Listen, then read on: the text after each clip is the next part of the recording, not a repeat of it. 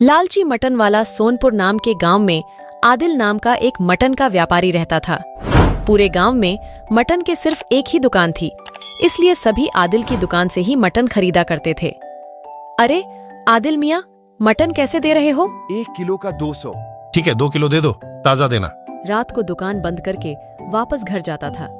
उसके परिवार में उसकी पत्नी थी। बकरियां का चारा बहुत महंगा हो गया है, तो उनकी देखभाल करने में बहुत खर्चा होगा, इसलिए आज से बकरियां के दाम भी बढ़ गए हैं। एक बकरी 4000 की मिलेगी। अरे नहीं नहीं भैया, ऐसा मत कहिए। इतनी महंगी बकरियां मैं कैसे खरीद सकूंगा? और अगर बकरी इतनी महंगी खरीदेंगे तो इसका मटन सस्ते में गांव में जाकर कैसे बेचूंगा? देखो भाई, लेना है तो लो, नहीं तो और भी है, खरीदने वाले हैं। उसके पास बकरी खरीदने के अलावा और कोई रास्ता नहीं था, क्योंकि रमेश को छोड़कर गांव में और कोई भी बकरियां नहीं पाला करता था। रमेश ने इसी बात का फायदा उठाना शुरू कर दिया और वह अपने ग्राहकों को महंगी दाम में बकरियां बेचे लगा। अरे भाई, ऐसी कोई बात नहीं, अगर महंगी लग रही है तो जो दूसरी दुकान से ले लो। यह कहकर रमेश हंसने लगता है और आदिल एक बकरी लेकर घर वापस आ जाता है। पत्नी बोली, बाकी की बकरियां कहाँ हैं? दुकान पर ही छोड़ दिया है क्या? अरे नहीं, जहां से मैं बकरियां लेता हूं उसने बकरियां के दाम बढ़ा दिए हैं, इसलिए आज एक ही बकरी ला सका। मैं तो फिर आप मटन कैसे बेचेंगे? मेरा मतलब है, एक बकरी से तो बहुत, मटन तो कम निकलेगा, लेकिन वो भी बिक जाए तो बहुत बड़ी बात है। मतलब मैं समझी नहीं। पहले तो मैं कम दाम में मटन बेचा करता था, लेकिन अब जो इतनी महंगी बकरी लेकर आया हूं तो मटन भी तो महंगा ही बेचना पड़ेगा ना। और इतना महंगा मटन पता नहीं गांव वाले खरीदेंगे भी या नहीं। ये तो बहुत बड़ी मुसीबत है।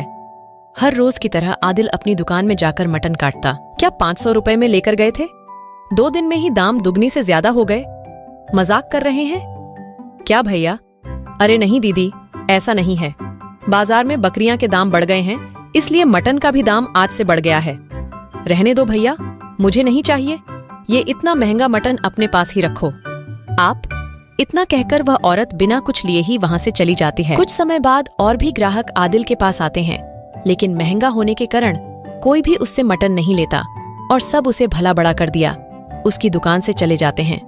इससे सस्ता तो शहर में मटन मिल जाएगा। शाम होने लगी, कोई बिक्री नहीं होती।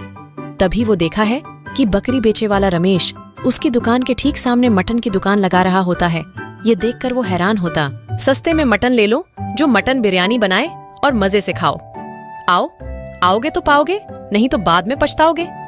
इतना सुनते ही सभी गांव वाले रमेश की दुकान पर मटन खरीदने के लिए लाइन लगा लेते हैं। अरे भैया, मटन कैसे दे रहे हो भाभी? कितना लेना? अरे भैया, थोड़ी मटन करी बना लेना और थोड़ा मटन बिरयानी बना लेना। 4 किलो ले लो, 400 ही होंगे। 400। ये बात तो ठीक है, आप इतना सस्ता कैसे दे रहे हो? आज से पहले आपको देखा भी नहीं। इस गांव में वह सामने की दुकान में तो 500 का 1 किलो मिल रहा है। अरे भैया, हम बाकियों की तरह ठग नहीं हैं, बीबी बच्चे वाले आदमी हैं।